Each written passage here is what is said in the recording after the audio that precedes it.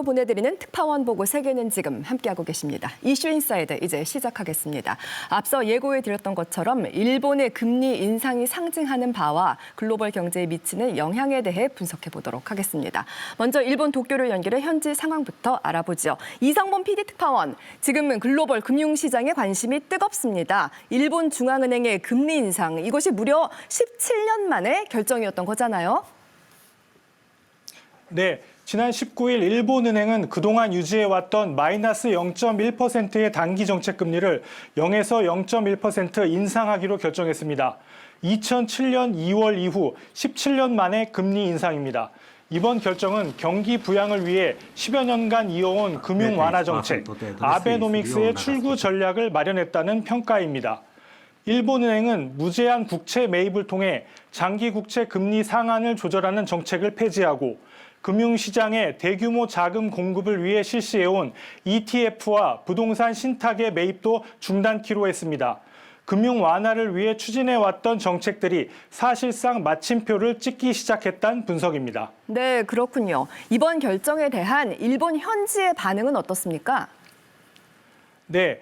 최근 니케이 지수가 버블 경제 붕괴 이후 33년 만에 최고치를 경신하는 등 일본 경제가 회복할 것이라는 기대 어린 시선이 있는 반면 금리 인상에 대한 우려의 목소리도 만만치 않습니다.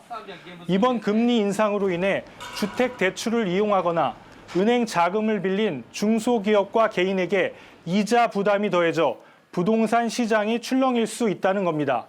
또한 금리 인상에도 불구하고 엔저 현상은 여전히 지속되고 있어 이번 금융정책 전환이 어떤 결과를 가져올지 좀 더 지켜봐야 한다는 신중론이 커지고 있습니다. 지금까지 도쿄에서 전해드렸습니다. 네, 소식 고맙습니다. 방금 이성범 PD 특파원 말처럼 이번 결정이 잃어버린 30년의 탈출 신호다. 일본 경제가 과거처럼 부흥할 수 있는 것이냐라는 여러 가지 이야기가 나오고 있더라고요. 그렇죠. 과거 1980년대 일본 경제는 정말 대단했습니다. 당시에 제가 미국에서 유학 중이었었는데요. 일단 일본인 유학생 수가 굉장히 많았었습니다. 네. 그리고 동양인들 중에 좋은 차를 타고 다니고 명품을 몸에 두르고 다니면은요. 일본인인 경우가 많았습니다.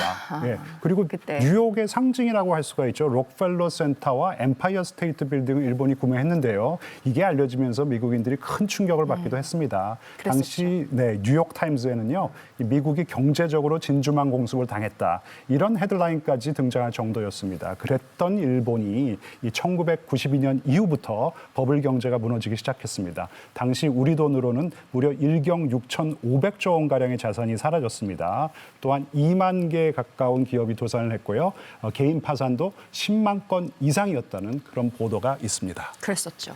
예, 첨언해서 좀 말씀드리자면 그때 약 10년간 진행됐던 엔고도 상당히 이제 엔 강세도 좀 부담을 줬었죠. 1985년 9월에 이제 일본은 미국하고 플라자 합의라는 걸 체결을 하게 되는데요. 네. 그때 당시에 엔화 환율이 달러당 260엔이었습니다. 네. 그게 95년 4월에는요.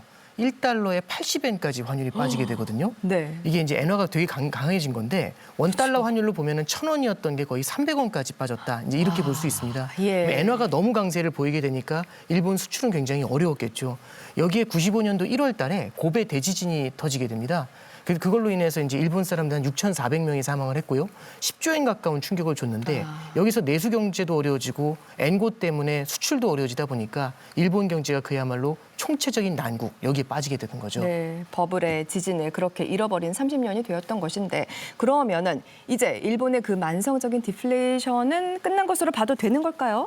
네, 이제 사실 일본이 근래 들어가지고요. 엔화 약세에 힘입어서 수출도 굉장히 좋았고요. 관광객 수도 굉장히 많이 늘었습니다. 네. 그리고 이제 일본의 소비자 물가 지수도 3%대까지 올라오면서 사실상 일본은행이 기준금리를 인상해도 큰 문제가 되지 않을 정도였었죠. 그런데 일본은행은 좀 신중했습니다. 러시아 우크라이나 전쟁 때문에 에너지 가격이 올라가면서 이게 유가가 상승했지 않습니까? 네. 이것 때문에 나타나는 일시적인 인플레이션일 수 있다 하면서 신중했던 거죠. 하나 더 말씀을 드리면 일본은행이 이렇게 신중한 데는 좀 이유가 있습니다. 과거에 그래요? 했던 실수가 있거든요. 아하. 2000년도 8월 달에 일본이 기준금리를 제로에서 인상을 했던 적이 있습니다. 그러다가 이게 불과 7개월 만에 닷컴 버블이 붕괴되면서 제로 금리로 복귀했었던 기억이 있고요. 네. 2007년도 2월 달에는 기준금리를 인상했다가 기억하시는 것처럼 글로벌 금융위기가 찾아오면서 다시 제로로 내리고 오히려 마이너스 금리까지 만들었던 이제 그런 기억이 있는 거죠. 그래서 이제 이런 트라우마가 있기 때문에 큰 트라우마. 네, 그렇습니다. 일본은행은 굉장히 좀 신중하려고 한 게 이 인플레이션이 일시적이지 않은 걸 바라보기 위해서 무언가 좀 지속 가능한 인플레이션을 찾으려고 합니다. 네. 대표적인 게 임금이죠. 임금은 한 번 올라가면 좀처럼 떨어지질 않습니다. 맞아요. 최근에 보면은 일본 노총에서요. 5.28% 정도의 임금 인상을 발표하는데요. 네. 이게 꽤 높은 편입니다. 그래서 이걸 보면서 일본은행에서도 이번에 인플레이션은 좀 지속 가능하지 않겠는가 이제 이런 판단을 했었던 것 같습니다. 그런데 앞서 특파원도 얘기했습니다만 우려의 시선도 꽤 있는 것 같아요. 서민들은 금리가 오르면 대출 이자 걱정부터 앞서잖아요. 가장 먼저 그 생각을 그렇습니다. 특히 일본 가계부채의 70%가 변동금리입니다. 네. 그래서 금리 인상 발표 뒤에 은행에 모기지 대출 문의 전화가 빗발친다고 하더라고요. 또 추가 금리 인상이 계속될 경우에 현재 0.4%의 대출 금리가 7배 이상 오를 2년 뒤에 7배 이상 오를 것이라는 예측도 있거든요. 네. 그렇다면 월 10만 원 이자가 70만 원 이상이 되는 큰 부담으로 다가오는 거죠. 그렇죠. 큰 부담이죠.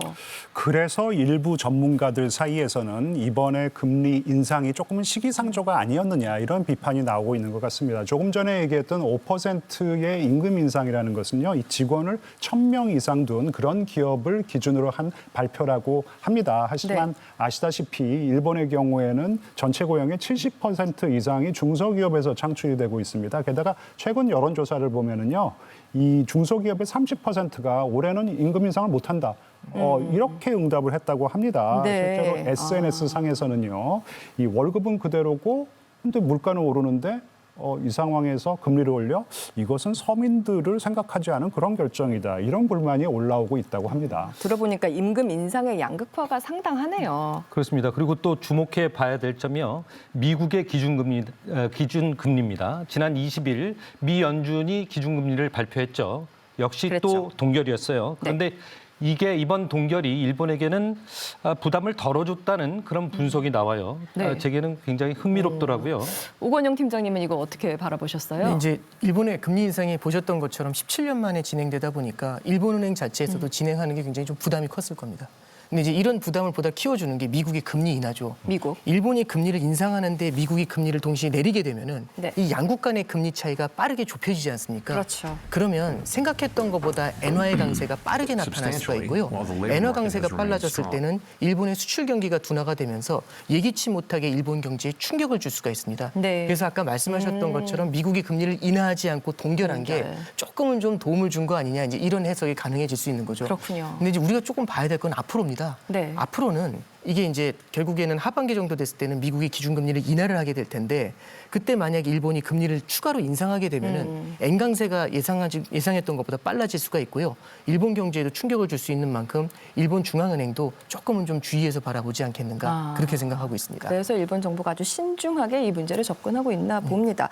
그렇다면 이제 또 이게 궁금해지죠. 미국이나 일본과 경제적으로 밀접한 우리의 경우에, 우리 대한민국의 경우에는 어떤 영향이 있을까요? 근데 이제 이걸 이번에 이제 일본의 금리 인상을 전면적인 긴축으로의 전환이다 이렇게 본다면 충격이 좀 있을 수 있지만 이런 것들보다는 워낙에 비정상적이었던 마이너스 금리를 정상 금리로 되돌리는 과정이다 이제 이렇게 해석하는 게 조금 더 맞을 것 같습니다. 그래요. 일각에서는 일본의 금리 인상이 엔화의 강세를 만들면서 우리나라 수출 기업에는 되려 좋은 영향을 주는 거 아니냐 이렇게 보시는 분들도 있고요. 네. 오히려 일본의 금리 인상 때문에 해외에 퍼져 있던 엔화 자금이 회수가 되면서 글로벌리 유동성 충격을 줄 수 있는 거 아니냐 이제 이런 반대 해석을 하시는 분들도 있거든요. 네. 근데 이런 것들이 뚜렷하게 나타나려면 이렇게 한두 차례 기준금리를 올리는 게 아니라 이런 금리 인상의 폭이 커지고 또 속도도 빨라져야 됩니다. 근데 이번에 일본에서도요. 이 금리 인상의 속도를 점진적으로 진행하겠다고 얘기를 했고 네. 만약에 얘기했던 것처럼 점진적인 진행이 된다라면은 우리 경제가 당장 체감할 수 있는 그런 충격을 직접 우리가 느끼기에는 그럴 가능성은 좀 제한적이지 않겠는가 그렇게 볼 수 있을 것 같습니다. 알겠습니다. 상황을 좀 예의주시해 봐야겠네요. 네, 그렇습니다. 네, 이렇게 일본 금리 인상 관련한 내용 나눠보았습니다.